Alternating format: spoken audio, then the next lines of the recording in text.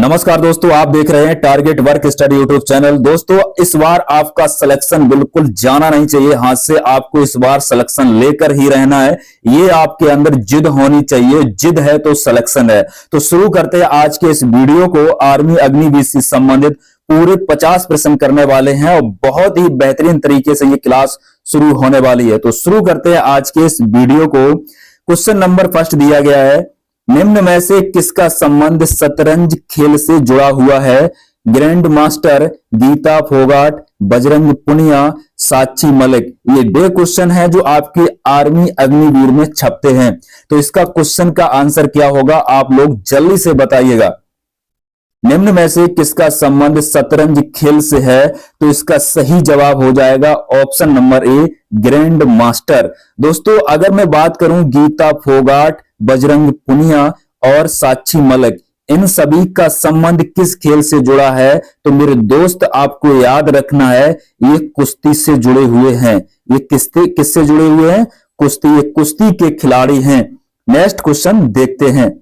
Next question आपका दिया गया है, किस खिलाड़ी का संबंध हॉकी से है? किस खिलाड़ी का संबंध हॉकी से है? Vishwanath Anand, major Dhyan Chandra, Saina Nehwal, PV Sindhu. इसका आंसर आप लोग बताइएगा कि इसका राइट आंसर क्या होगा। जरूर इस वीडियो को अपने दोस्तों में शेयर करें।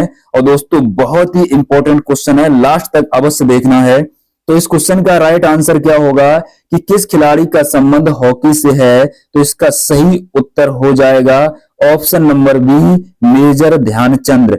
विश्वनाथ आनंद, इसको बहुत याद रखना है। इस क्वेश्चन को किस खेल से जुड़े हुए हैं? तो ये शतरंज खेल से जुड़े हुए हैं। किससे जुड़े हैं? शतरंज खेल से जुड़े हुए हैं, आपको याद रखना है। साइना नेहवाल और पीवी सिंधु का संबंध किस खेल से है? मेरे साथियों, इसको याद रखना है, बैडमिंटन। किस खेल से हैं? बैडमिंटन खेल से जुड़े हुए हैं। आपको इस बात को याद रखना है। हम लोग इसी तरीके से पढ़ने वाले हैं, जो कि मजा आने वाला है। नेक्स्ट है, निम्न में से किस खेल में 9 खिलाड़ी होते हैं? कबड्डी में, रग्बी फुटबॉल में, खो खो में, बास्केटबॉल में। बताइएगा इस क्वेश्चन का राइट आंसर क्या होगा। इसका राइट आंसर क्या होगा? उम्मीद है आपने इसका क्लियर कर लिया होगा। देखिएगा, 9 खिलाड़ी होते हैं। इनमें से खो खो में कितने खिलाड़ी होते हैं? 9 खिलाड़ी होते हैं। कबड्डी की बात की जाए तो कबड्डी में कितने खिलाड़ी होते हैं? 7 खिलाड़ी होते हैं। रग्बी फुटबॉल में कितने खिलाड़ी होते हैं? याद रखना मेरे साथियों, 15 होते हैं। बास्केटबॉल में कितने खिलाड़ी होते हैं? तो इसमें 5 खिलाड़ी होते हैं। आप नोट भी इनको कर सकते हैं। नेक्स्ट हम लोग देखते हैं, मणिपुर राज्य है भारत का, तो इस राज्य की राजधानी कहां है? इम्फाल, आइजोल, दिसपुर, रायपुर। इसका उत्तर बताइएगा क्या होगा। मेरे दोस्त, इसका सही उत्तर हो जाएगा, मणिपुर राज्य की राजधानी है इम्फाल। दिसपुर किसकी राजधानी है? तो ध्यान रखना, असम की है। असम राज्य की राजधानी कहां है? ध्यान रखना है, असम राज्य की दिसपुर है। रायपुर किस राज्य की राजधानी है? तो आपको याद रखना, एक राज्य जिसका नाम है छत्तीसगढ़। ठीक है, तो मैं इसको ऐसे ही लिख दे रहा हूं, छत्तीसगढ़ राज्य की है। आइजोल बताइएगा किस राज्य की राजधानी है? ठीक है, इसका आंसर आप सभी को बताना है। मैं बता सकता हूं, लेकिन आपको बताना है। नेक्स्ट देखते हैं, विश्व की सबसे ऊंची चोटी कौन सी है? केटू, जिसका नाम है गॉडविन ऑस्टिन, कंचनजंगा, नंदा देवी पर्वत, माउंट एवरेस्ट। इसका सही उत्तर क्या होगा? तो इस क्वेश्चन का राइट आंसर हो जाएगा, विश्व की या संसार की सबसे ऊंची चोटी। ध्यान रखना है, ऑप्शन नंबर डी रहेगा, यानी कि माउंट एवरेस्ट। दोस्तों, भारत की सबसे ऊंची चोटी कौन सी है? ध्यान रखना, केटू, जिसका नाम है गॉडविन ऑस्टिन। कंचनजंगा जो पर्वत है, कहां पर है? भारत के राज्य में। तो ध्यान रखना, भारत का एक राज्य है जिसका नाम है सिक्किम, और ये सिक्किम में ये स्थित है। नंदा देवी पर्वत कहां है? ये उत्तराखंड में स्थित है। माउंट एवरेस्ट आपको सभी पता है कि ये कहां है? नेपाल में स्थित है। कहां पर है? नेपाल में है। ये नेपाल में इसका ज्यादा हिस्सा है, तो इसलिए आंसर क्या हो जाएगा? नेपाल में ये स्थित है। ठीक है दोस्तों, नेक्स्ट क्वेश्चन देखते हैं। नेक्स्ट क्वेश्चन है अफगानिस्तान की राजधानी कहां है? Paris, Kabul, Tehran, Tokyo. तो इनमें से बताइएगा इसका राइट आंसर क्या होगा। दोस्तों अभी तक वीडियो को लाइक नहीं किया है, दोस्तों में शेयर नहीं किया है, चैनल को सब्सक्राइब नहीं किया है तो इसको अवश्य कर लें, आपको ऐसे वीडियो देखने को मिलते रहेंगे। तो दोस्तों इसका सही उत्तर क्या होगा? इसका सही उत्तर आप सभी को जल्दी से कमेंट बॉक्स में कमेंट करना है कि इसका राइट आंसर क्या होगा। तो मेरे साथियों इसका राइट आंसर आपने तय कर लिया होगा, ऑप्शन नंबर बी होगा। अफगानिस्तान की राजधानी कौन सी है? काबुल है। इसके बाद अगर मैं बात करूं जो सबसे ज्यादा एग्जाम में पूछा जाता है, ये टोक्यो किस देश की है राजधानी? जापान देश की है। इसकी मुद्रा नहीं भूलनी है, येन मुद्रा है। कौन सी मुद्रा है? येन मुद्रा है, ठीक है। इसके अलावा तेहरान किस देश की राजधानी है? तो नाम सुना होगा, एक देश है जिसका नाम है ईरान। तो ईरान देश की राजधानी कौन सी है? तेहरान। पेरिस किस देश की राजधानी है? फ्रांस की है। किसकी है? फ्रांस देश की राजधानी है, आपको याद रखना है। काबुल किसकी है? अफगानिस्तान की है, ठीक है। नेक्स्ट क्वेश्चन देखते हैं। गुजरात राज्य का लोक नृत्य निम्न में से कौन सा है? यक्षगान, तमाशा, गरबा, भरतनाट्यम। आपके लिए बहुत शानदार क्वेश्चन लेकर आया हूं, बड़ी मेहनत से ये क्वेश्चनों को जुटाया है। तो इस क्वेश्चन का राइट आंसर क्या होगा आप लोग बताइएगा। तो इस क्वेश्चन का राइट आंसर हो जाएगा गुजरात राज्य का लोक नृत्य है गरबा, ठीक है। किसका है? गरबा। गरबा है गुजरात राज्य का। इसके अलावा आपसे कहा जाए कि बताइएगा ये किस राज्य का है, ये किस राज्य का है, तो आइए मैं एक एक करके बताता हूं आपको। देखिएगा यक्षगान कर्नाटक का है, ये ज्यादातर एग्जाम में पूछा जाता है, कर्नाटक राज्य का है। इसके अलावा ये महाराष्ट्र का है। कहां का है? ये महाराष्ट्र का है, आपको याद रखना है। और ये कहां का है? ध्यान रखना, भरतनाट्यम आपने नाम सुना होगा, राज्य का तमिलनाडु, ठीक है। तो ये तमिलनाडु राज्य का ये लोक नृत्य है, ज्यादातर यही क्वेश्चन में पूछा भी जाता है तमिलनाडु से संबंधित। नेक्स्ट हम लोग देखते हैं। नेक्स्ट क्वेश्चन है गिर वन नेशनल पार्क कहां है? गुजरात में, कर्नाटक में, असम में, उत्तर प्रदेश में। अगर आपको इसकी पीडीएफ लेने का मन हो रहा है तो आपको मैं बताऊंगा कि पीडीएफ इसकी कैसे मिलेगी, लास्ट में आपको बताऊंगा, ठीक है।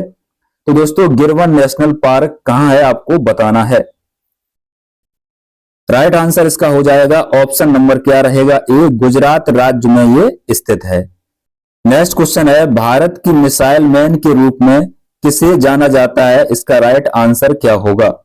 Doctor Rajendra Prasad, S Radhakrishnan, doctor APJ Abdul Kalam, Vikram Sarabhai. Question का आंसर आप लोग बताइएगा क्या होगा, जल्दी से आप लोग बताइएगा इसका उत्तर क्या होगा। तो इस क्वेश्चन का राइट आंसर हो जाएगा ऑप्शन नंबर आपका क्या रहेगा? सी रहेगा। डॉक्टर एपीजे अब्दुल कलाम को भारत की मिसाइल मैन के रूप में जाना जाता है। डॉक्टर राजेंद्र प्रसाद भारत के प्रथम राष्ट्रपति थे। कैसे थे? प्रथम राष्ट्रपति थे। और सबसे अच्छी बात यह है कि ये लगातार 2 बार बने थे। कितनी बार बने थे? लगातार 2 बार बनने वाले भारत के ये राष्ट्रपति हैं। दोस्तों ये एस राधा कृष्ण भारत के उपराष्ट्रपति के रूप में भी कार्य किया है। नेक्स्ट हम लोग देखते हैं। नेक्स्ट है सत्य में जयते का नारा किसने दिया? सत्य में जयते का नारा किसने दिया? महात्मा गांधी, सुभाष चंद्र बोस, भगत सिंह, पंडित मदन मोहन मालवीय। आंसर उम्मीद है आप लोग बहुत अच्छे से इसका देंगे। इसका राइट आंसर हो जाएगा ऑप्शन नंबर क्या रहेगा? ऑप्शन नंबर क्या रहेगा? डी रहेगा। पंडित मदन मोहन मालवीय ने सत्य में जयते का नारा दिया। करो या मरो का नारा किसने दिया? ध्यान रखना, महात्मा गांधी ने दिया। दिल्ली चलो नारा, जय हिंद का नारा, ये नारा किसने दिया? सुभाष चंद्र बोस ने दिया। और इनका सुभाष चंद्र बोस का एक नारा याद रखना जो सबसे पॉपुलर है, तुम मुझे खून दो मैं तुम्हें आजादी दूंगा। ये किसने कहा था? सुभाष चंद्र बोस ने कहा था। सुभाष चंद्र बोस को नेताजी भी कहा जाता है, आपको इस बात को बहुत याद रखना है। इनकलाब जिंदाबाद का नारा किसने दिया? भगत सिंह ने दिया, आपको याद रखना है। नेक्स्ट देखते हैं। कौन सी नदी अरब सागर में नहीं गिरती है? कौन सी नदी अरब सागर में नहीं गिरती है? नर्मदा नदी, ताप्ती नदी, साबरमती नदी, ब्रह्मपुत्र नदी। इसका उत्तर बताइएगा क्या होगा। क्वेश्चन का राइट आंसर हो जाएगा ऑप्शन नंबर डी, ब्रह्मपुत्र नदी है जो कि अरब सागर में नहीं गिरती है। ये मेरे दोस्त ये गिरती है बंगाल की खाड़ी में। कहां पर गिरती है? बंगाल की खाड़ी में गिरती है, आपको याद रखने हैं। नर्मदा नदी और ये ताप्ती नदी और साबरमती नदी ये अरब सागर में गिरती हैं। नर्मदा नदी और ताप्ती नदी ध्यान रखना कभी भी डेल्टा का निर्माण नहीं करती हैं, ये भी बात आपको याद रखने हैं। और क्वेश्चन में इनसे पूछा जाता है कि जो ताप्ती नदी और नर्मदा नदी ये कैसी नदियां हैं? ये उल्टी नदियां बहती हैं। कैसी बहती हैं? उल्टी नदियां बहती हैं, इनका बहाव क्षेत्र है उल्टा।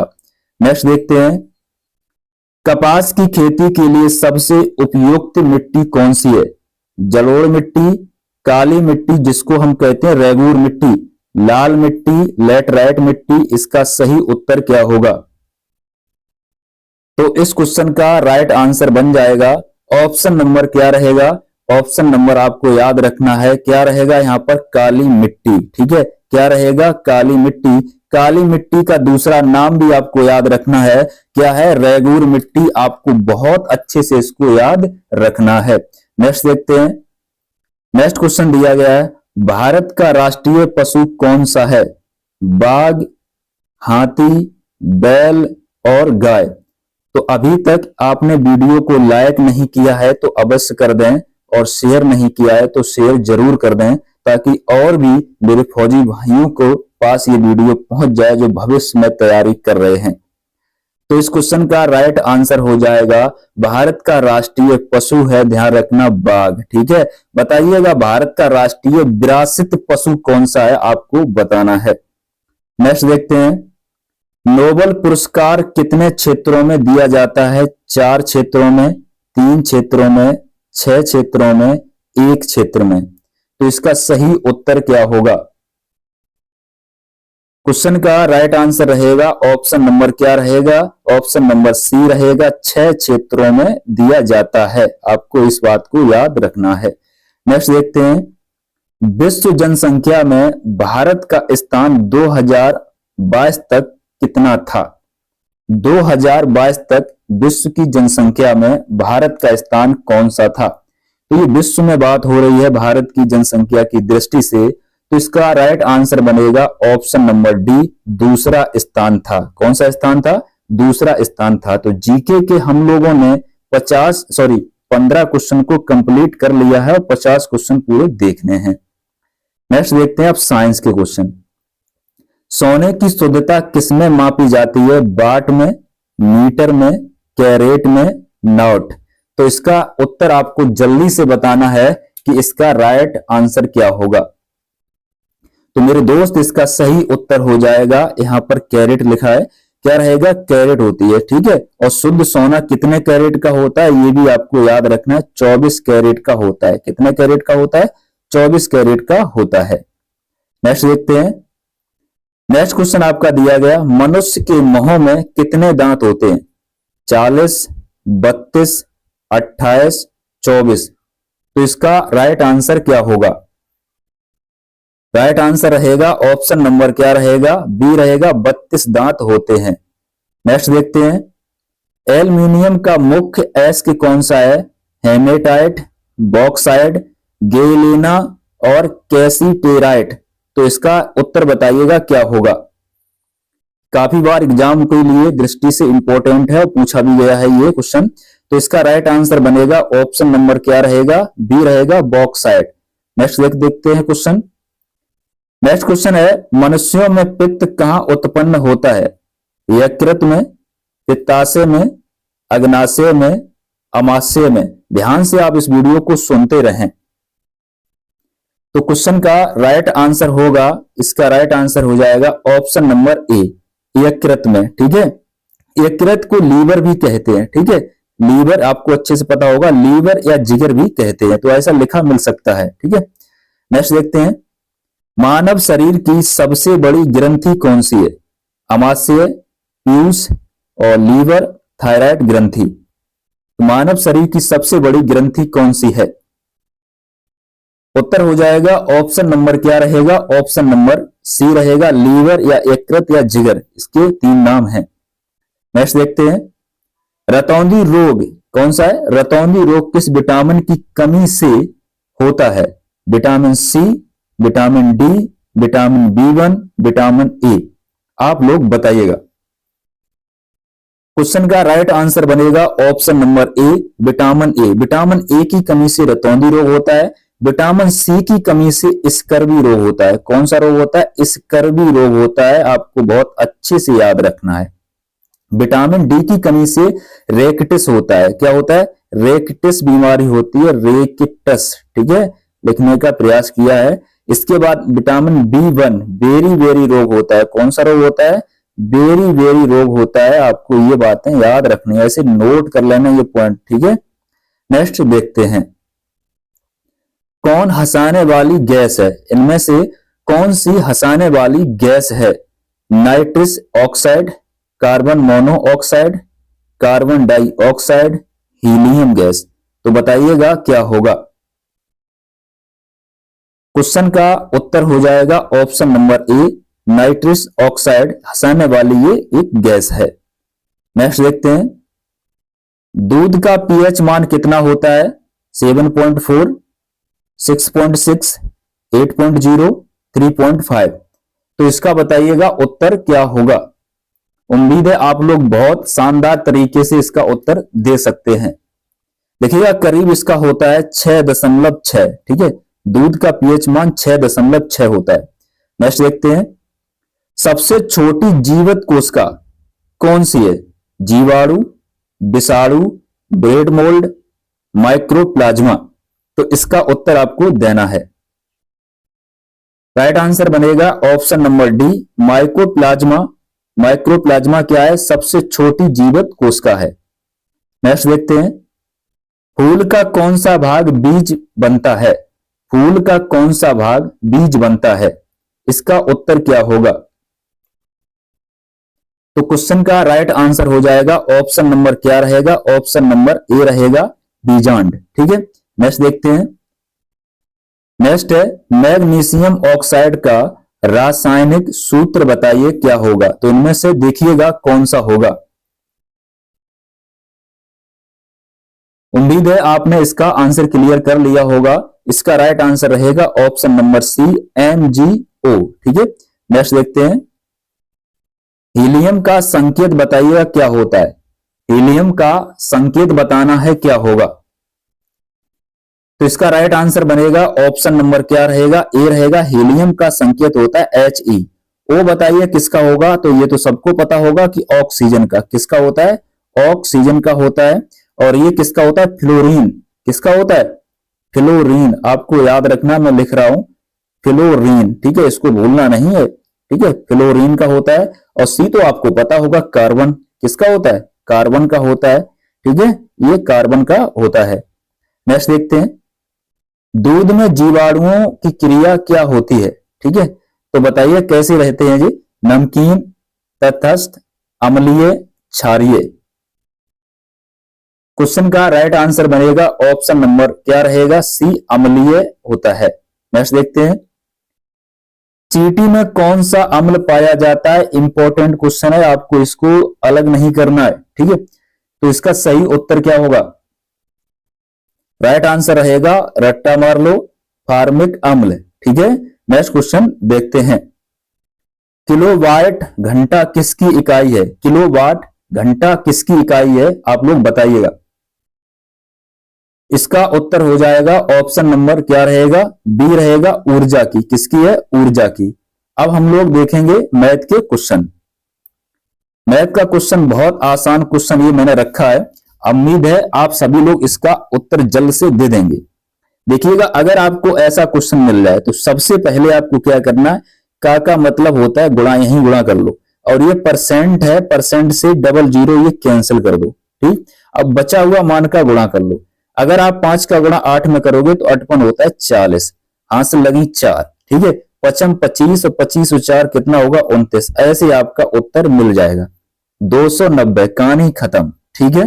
नेक्स्ट हम लोग देखते हैं, नेक्स्ट क्वेश्चन दिया गया, देखिएगा 6x² बटे 2x कैसा लिखा है? 6x² बटे 2x, इसको कैसे लगाना है मेरे दोस्त? आपको ध्यान रखना है, एक x से ये एक घात खत्म, 2 से इसको काट दो, 2 3 6, तो ये आपका आ जाएगा 3x। ठीक है, option number C right answer हो जाएगा। नेक्स्ट देखते हैं, देखिएगा त्रिभुज के आंतरिक कोणों का योग कितना होगा? मान लीजिएगा कि ये एक त्रिभुज बना है, ठीक है, ये त्रिभुज बना है, तो ये इसके आंतरिक कोण कैसे हैं? आंतरिक कोण, तो इन आंतरिक कोणों का योग पूछा गया। कोई भी त्रिभुज है उसका आंतरिक कोण हमेशा याद रखना है, जिसका नाम होता है अंतःकोण, होता है 180 डिग्री। कितना होता है? 180 डिग्री। तो option number C right answer इसका हो जाएगा। नेक्स्ट क्वेश्चन को देखते हैं। नेक्स्ट क्वेश्चन है, 3 के प्रथम 5 गुणजों का औसत बताओ। 3 के प्रथम 5 गुणजों का औसत बताओ। लगा के दिखाओ, सिर्फ 10 सेकंड का सवाल है, अगर नहीं है तो आप अभी देखेंगे। ठीक है, सिर्फ आपको मैं बता रहा हूं, उससे थोड़ा ज्यादा लग सकता है समय, लेकिन 10 सेकंड का है। 3 के प्रथम 5 गुणजों का, इसका मतलब होता है कि 3 का पारा 5 बार पढ़ो लगातार, यानी कि 3 एकम 3, ठीक है, प्लस कर लो, 3 दूनी 6, ठीक है, इसके बाद 3 तिरका 9, ठीक, फिर इसके बाद 3 तिरका 9, 3 चौकू 12, फिर इसके बाद 3 पंचे 15। इनका औसत पूछा गया। औसत बराबर होता है संख्याओं का योग बटे संख्याएं। तो आपको क्या करना है? योग वियोग नहीं करना है, पहला नंबर और लास्ट वाला नंबर को जोड़ लो, इसमें 2 का भाग कर दो। 3 और 15 कितने होते हैं? 18, ठीक है, 18 में सिर्फ 2 का भाग कर दो, अब 2 नेम कितना होगा? 18। तो ये क्वेश्चन का आ जाएगा उत्तर, option number A right answer हो जाएगा। ठीक है, तुमसे ये भी कह सकता है कि 2 के प्रथम 5 गुणजों का औसत बताओ, 6 के प्रथम 5 गुणजों का औसत बताओ, 7 के प्रथम 10 गुणजों का औसत बताओ। कुछ नहीं करना है, यही करना है कि पहला और लास्ट को जोड़कर 2 का भाग दे देना, उत्तर आ जाएगा औसत के रूप में। ठीक है, नेक्स्ट देखते हैं, 16 पेनों का मूल 960 है। ठीक है, तो एक पेन का मूल रुपए में क्या होगा आप लोग बताइएगा। ठीक है, कितना रुपया होगा आपको ये बताना है। ठीक है, कितना रुपया होगा आपको बताना है, सिंपल काम है। ठीक है, ये रुपया आपको निकालने, तो क्या करना, 16 पेनों का मूल इतना है, तो 16 का भाग किसमें दोगे? 960 में, तो ऐसे लिख लो 960। ठीक, और 960 में भाग करेंगे 16 का। ठीक है, 16 का पढ़ा इतनी बार पढ़ो 96 से ज्यादा ना हो, तो 16 छिक्का 96। ठीक है भाई, 0 में भाग देंगे तो 0 बार, यानी कि एक पेन आएगी 60 रुपया। Option number B right answer हो जाएगा ऐसे। ठीक है, नेक्स्ट देखते हैं, यदि 36 आदमी एक काम 15 दिन में करते हैं तो 18 आदमी उस काम को कितने दिन में करेंगे? सवाल ये है, बताइएगा इसका उत्तर क्या होगा। तो ये ऐसे सवाल बहुत आसान होते हैं। देखिएगा, 36 आदमी एक काम को 15 दिन में किया, तो आपको क्या करना है? इन दोनों का गुणा करना है। पहली बात 36, ठीक है, मैं यहां पे लिखने का थोड़ा प्रयास कर रहा हूं। ठीक है, कितना? 36 और गुणे कितना लिख दिया? 15। अब सिंपल क्या करना है, 18 आदमी उस काम को कितने दिन में, तो कुछ नहीं करना, इसका भाग करना, यही काम है आपका। ठीक है, 18 एकम 18, 18 दूनी 36। अब यहां पर 2 बार गया, अब 2 का गुणा इसमें कर दो, तो 15 दूनी कितने होंगे? 30 होंगे। क्वेश्चन का राइट आंसर बनेगा ऑप्शन नंबर डी, काट सकते हो बहुत आसान से। ठीक है, नेक्स्ट देखते हैं, बहुत अच्छा क्वेश्चन है। एक समचतुर्भुज के विकर्णों का मान क्रमशः 8 मीटर तथा 6 मीटर है, तो उसका क्षेत्रफल क्या होगा? आप लोग लगा के बताइएगा कि कितना होगा, फिर मैं लगाता हूं।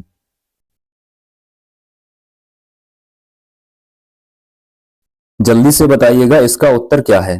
देखिएगा, मैं आपको बताता हूं, जब भी समचतुर्भुज का क्षेत्रफल पूछा जाए, जो विकर्ण है कितना है? 8 है और 6 है। ठीक भाई, मैं जैसा बता रहा हूं वैसा करना है। ये 8 और 6, इन दोनों का आपस में गुणा कर दो, 8 गुणे 6। ठीक है, 8 गुणे 6 कर दो ऐसे। अब इसमें क्या करना है? 2 का भाग कर देना, बस उत्तर आ जाएगा। 2 ती कितना हुआ? 6। ठीक है, और 8 तिया 24, तो ये आ गया उत्तर आपका। ठीक है, option number A right answer हो जाएगा।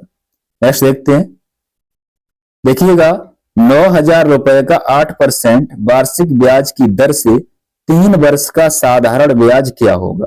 साधारण ब्याज का क्वेश्चन मैंने इतने अच्छे से बताया है, इसका टॉपिक भी पूरा रखा है, आप कर सकते हो। दोस्तों मैं आपको बोला था कि मैं लास्ट में बताऊंगा पीडीएफ के लिए, चलो मैं आपको यही बता दे रहा हूं, ठीक है। अगर आपको पीडीएफ इसकी चाहिए, ठीक है, पहले मैं क्वेश्चन को सॉल्व करता हूं, उसके बाद बात करेंगे, ठीक है। आपको क्या करना है, साधारण ब्याज के लिए राशि और दर और समय दिया है, इनका तीनों का गुणा कर लेना है, ठीक है। क्या करना है, यहां पर लिख लेना है आपको 9,000 है, ठीक है। 9,000 लिखना है, यहां पर थोड़ा सा मार्कर ये चल नहीं रहा है, ठीक है। 9,000 गुणा कितना करेंगे 8 और गुणा कितना कर लेंगे 3, ठीक है। और बटे में क्या कर देना है, आपको 100 से भाग कर देना है। अब इसको क्या करो, काट दो, डबल जीरो से डबल जीरो खत्म। अब यहां पर क्या करेंगे, 8 तिया 24, ठीक है। 8 तिया कितना हुआ भाई 24 हो गया, और 24 का गुणा करेंगे 90 से, ठीक है। एक जीरो रख लो, और 9 चौकू 36 होता है, और 9 दूनी 18, 3 कितना होता है 21। तो ये आपका है 2160, option number B right answer ऐसा हो जाएगा, ठीक है। अब देखिएगा मैं इसकी बात कर लेता हूं, देखिए जितने भी मॉडल पेपर आ चुके वो भी आपको मिलेंगे, और जीके के मैंने वन लाइनर 1000 क्वेश्चन किए जो इंपॉर्टेंट, अगर आपने उसको पढ़ लिया ना तो बहुत अच्छे आपके नंबर आने शुरू हो जाएंगे। और जीएस के भी 1000 क्वेश्चन है, ठीक है, मार्कर थोड़ा नहीं चल रहा है यहाँ पर, जीएस के 1000 क्वेश्चन और 10 मैथ के प्रैक्टिस सेट है टॉपिक वाइज, ठीक है। 10 मैथ के प्रैक्टिस सेट है टॉपिक वाइज, और जितने भी मॉडल पेपर आ चुके हैं वो भी आपको मिल जाएंगे, मात्र आपको 40 रुपए, और 40 रुपए ये आप ऐसे ही खर्च कर देते होंगे, ठीक है, लेकिन इसमें आपकी जिंदगी बन सकती है। सोचिएगा, यही आपको लेने के लिए कहीं यूट्यूब से जाते हो 500 रुपए 600 रुपए बहुत सारे रुपए देने पड़ते हैं, लेकिन मैं 40 रुपए में ये सब प्रोवाइड कर रहा हूँ, ठीक है। अगर यकीन नहीं है तो आप ले सकते हो, और इसका जो कैसे मिलेगी पीडीएफ नंबर दिया जाएगा डिस्क्रिप्शन में, आप उसको क्या करेंगे व्हाट्सएप मैसेज, और आपको वहीं पर मिल जाएगा, ग्रुप में ऐड कर दिया जाएगा। देखिएगा नेक्स्ट देखते हैं। नेक्स्ट आपका दिया गया है क्रय मूल तथा विक्रय मूल का अनुपात है 4:5 है, लाभ प्रतिशत बताओ कितना है। तो लाभ प्रतिशत चाहिए ना, तो देखिए लाभ में क्या होता है, लाभ वाले केस में विक्रय मूल ज्यादा होना चाहिए और क्रय मूल कम होना चाहिए। तो देखिएगा विक्रय मूल आपका 5 है और क्रय मूल 4 है, ठीक है। तो 5 ज्यादा है तो 5 में से क्रय मूल घटा दो, यानी 5 में से 4 गया, कितना बचा 1, ठीक है। और हमेशा लाभ हो चाहे हानि प्रतिशत हो क्रय मूल पे निकाला जाता है, तो क्रय मूल का मान कितना है 4 है, तो यहां पर लिखेंगे हम 4। अब परसेंट बनाने के लिए यानी कि क्या करेंगे 100 का गुणा कर देंगे और यहाँ पर परसेंट लगा देंगे, बस ऐसे निकालते हैं। 4 से इसको काट देंगे तो मेरे दोस्त कितना हो जाएगा, कितना हो जाएगा, ये आपका हो जाएगा 25, ठीक है। तो ये 25% आ जाएगा, कहीं ऑप्शन में ये लिखा ही नहीं है मैंने, ठीक है, नहीं लिखा है तो कोई बात नहीं है, तो 25% आ जाएगा। यहाँ पर ये हो गया, ये 25 लिखा था लेकिन यहाँ पर हो गया, चलिए कोई बात नहीं, ठीक है, अपने हिसाब से देख लीजिए, इतने समझदार हो ही आप लोग। नेक्स्ट हम लोग देखते हैं, देखिए यदि किसी बहुभुज की भुजाओं की संख्या 9 है तो उसके विकर्णों की संख्या कितनी होगी। बहुत शानदार और जबरदस्त क्वेश्चन है, ठीक है। मुझे लगता है कि आपने ये क्वेश्चन को बहुत कम किया होगा, अगर किया है तो बहुत मुश्किल से ये आपने लगाया होगा।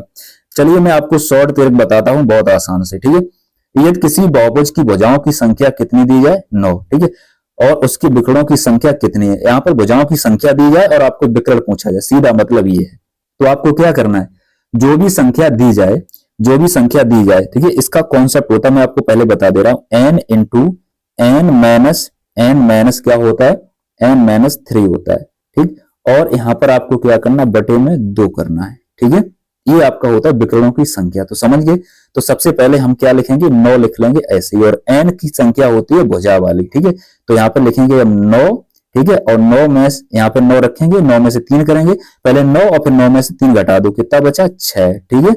अब इसमें 2 का भाग कर दो, सिंपल है, 2 कितना होता है 6। अब 9 का गुणा 3 में करोगे तो 27 मिलेगा, ऑप्शन नंबर क्या होगा, डी होगा, ठीक है। यही इस क्वेश्चन का राइट आंसर हो जाएगा। नेक्स्ट क्वेश्चन है, दो संख्याओं का मासा तथा लासा क्रमशः 18 तथा 3780 है, यदि एक संख्या 540 है, दूसरी संख्या क्या होगी।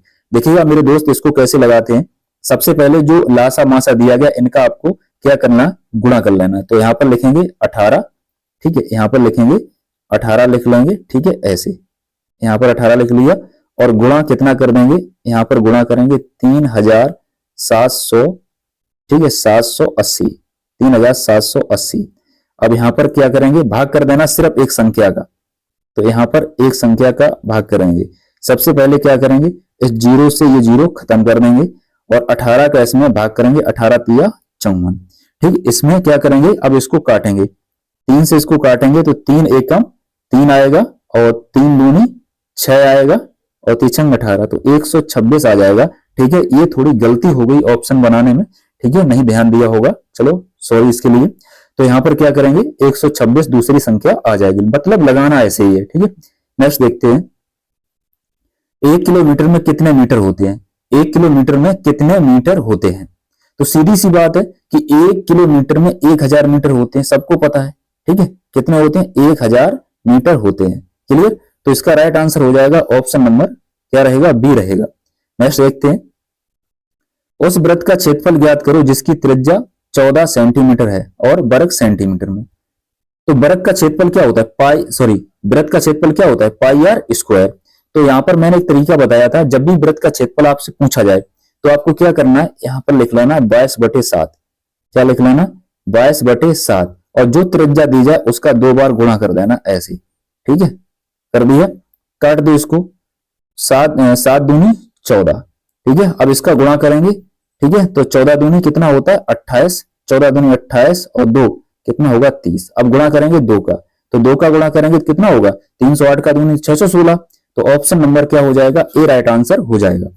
नेक्स्ट देखते हैं, क्वेश्चन है, यदि समबाहुभुज का प्रत्येक आंतरिक कोण 162 डिग्री है तो इसकी भुजाओं की संख्या क्या होगी? ठीक है, तो इसके लिए कॉन्सेप्ट होता है, मैं आपको पहले क्लियर कर दूं, आंतरिक कोण बराबर, ठीक है,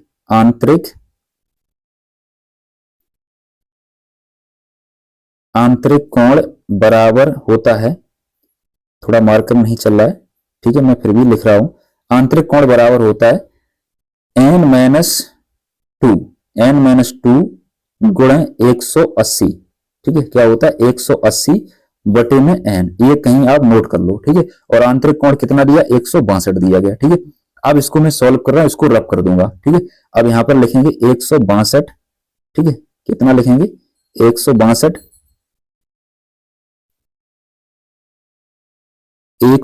लिखेंगे यहां पर, 162 बराबर में क्या करेंगे, फिर इसको घटा देंगे, यहां पर लिखेंगे n माइनस, क्या लिखेंगे, n-2। ठीक है, और गुणा कर देंगे 180। ठीक, क्या कर देंगे, 180। ठीक है दोस्त, और बटे में करेंगे n। ठीक है, अब इसका क्या करेंगे, n का गुणा इधर कर देंगे और 180 का गुणा इधर कर देंगे, तो यहां बनेगा 162। यहां पे थोड़ा लिखने में प्रयास कर रहा हूं। ठीक है, 162 n, ठीक, बराबर में 180 का गुणा n में करेंगे तो 180 बनेगा n, और माइनस का क्या करेंगे, 18 दूनी 36, 360।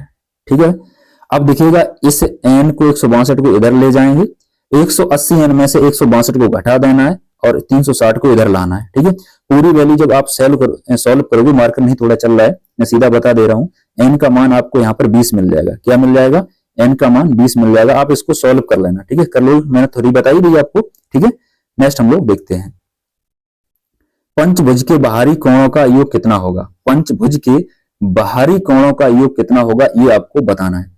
तो इसके लिए आपका एक कॉन्सेप्ट याद रखना है, ये बहुत टफ क्वेश्चन होते हैं थोड़ा करने। ठीक है, लेकिन आप कोई नहीं होगा, कॉन्सेप्ट में बता दूंगा। ठीक है, ये है, अब इससे कोई दिक्कत आपको नहीं होगी। ठीक है, ये आपका रहा है n-2। ठीक है, और गुणा 180। n का मान कौन रहेगा, पंचभुज, पंचभुज का मतलब 5 भुजाओं वाला एक भुज। ठीक है, तो 5, n का मान 5 हो जाएगा, तो यहां पर क्या करेंगे, 5 माइनस क्या करेंगे, 2। ठीक है, और गुणा कर देंगे कितने, 180 का, कितना कर देंगे, 180 का कर देंगे। इसके अलावा देखिएगा 5 में से 2 गया, कितना बचा, 3। ठीक है, और 3 का गुणा करेंगे 180 से। ठीक, तो 18 तिया कितना होता है, 540, 18 तिया 54, 540 आ जाएगा। कर लोगे ना, इनका गुणा कर लोगे ना, तो 540 आ जाएगा, तो 540 डिग्री हो जाएगा। तो ये मैथ के क्वेश्चन थे, सॉल्व हुए। अब देखते हैं तर्क शक्ति यानी कि रीजनिंग। देखिएगा 5:27 और यहाँ पर इसी तरीके से 9 के बराबर क्या होगा। तो सबसे पहले ये देखना होगा कि 5 से 27 कैसे बना। देखिएगा 5 का वर्ग करके देखो, 5 का वर्ग कितना होता है भाई, 25 होता है। ठीक है, 5 का वर्ग होता है 25, और 5 के वर्ग 25 में अगर आप 2 जोड़ दोगे तो कितना हो जाएगा, 27। ठीक है, तो यही आपको थ्योरी इसमें करना है। 9 में 9 का वर्ग करो 9 का वर्ग कितना होगा 81, और 81 में 2 जोड़ोगे तो कितना होगा, 81 में जो जोड़ोगे तो कितना होगा 83। तो option number A right answer हो जाएगा। ठीक है, नेक्स्ट देखते हैं, हथेली का संबंध हाथ से है तो उसी प्रकार तलवे का संबंध किससे होगा। भाई हथेली किसमें होती है, हाथ में होती है, तो तलवे में क्या होगा, ध्यान रखना तलवे किसमें होता है, तलवा होता है पैर में। ठीक है, तो option number D right answer हो जाएगा। नेक्स्ट देखते हैं, एक पंक्ति में राम का स्थान प्रारंभ से 18 है तथा अंत से 13वां स्थान है, तो उस पंक्ति में कितने लोग हैं। तो ऐसे सवाल बहुत आसान होते हैं, देखिएगा कैसे, मैं बताता हूं। प्रारंभ से 18 है और अंत से 13वां ऐसा कहा जाए तो आपको सबसे पहले इन दोनों को जोड़ लेना है। ठीक है, जोड़ लेना है, जोड़ के एक कम कर देना, बस उत्तर मिल जाएगा। तो 18 में अगर आप 18 में 13 जोड़ोगे तो आपको कितना मिलेगा, 8 3 11, 1 1 2 और 1 3। अब इसमें से क्या करना है, इसमें से एक कम कर दो तो कितना मिलेगा 30। तो यही क्वेश्चन का उत्तर हो जाएगा, ऑप्शन नंबर बी। इसी टाइप का क्वेश्चन एक इधर देखते हैं, एक पंक्ति में श्याम का स्थान प्रारंभ से 76वां है तथा अंत से 58वां है, तो उस पंक्ति में कितने लोग हैं। तो आपको क्या करना है, 76 को 58 में जोड़ देना है, तो यहां पर मैंने इधर लिख लिया। अब इनको जोड़ो, कितना हुआ 8 6 14 और 7 5 12 और 1 13। ठीक है, अब इसमें से एक माइनस कर दो तो कितना बचेगा, 33 बचेगा। तो यही आपका क्वेश्चन का उत्तर हो जाएगा, ऑप्शन नंबर ए। ऐसे लगाएंगे इसको। ठीक है, इसके अलावा दिया गया क्वेश्चन नंबर कितना 50, यदि किसी कूट भाषा में पेन को ये लिखा जाता है तो उसी कूट भाषा में, मतलब उसी कूट भाषा में, यहाँ पे लिखा है उसी, ठीक है, उसी कूट भाषा में जर्नल को क्या लिखा जाएगा।